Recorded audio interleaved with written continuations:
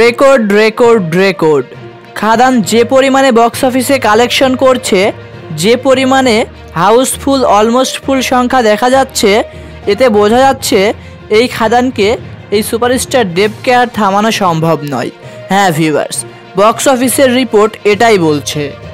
সম্প্রতি আজ খাদান মুক্তির 7ম দিন।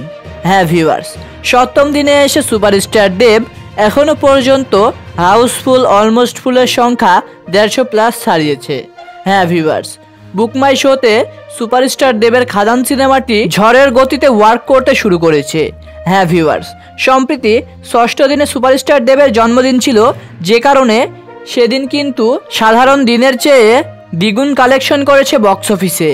এটার রিপোর্ট আপনারা অফিসিয়ালভাবে দেবের পেজেই পেয়ে যাবেন। 2-1 দিনের ভেতরেই সুপারস্টার দেবের অফিসিয়াল ফেসবুক পেজে দেবের জন্মদিনে কত কালেকশন হয়েছে সেটা দেবের ফেসবুক পেজে অফিসিয়ালভাবে জানিয়ে দেওয়া হবে। এবার আসা যাক 7ম দিনে সুপারস্টার দেবের খাদান সিনেমাটি বক্স অফিসে কত কালেকশন করলো।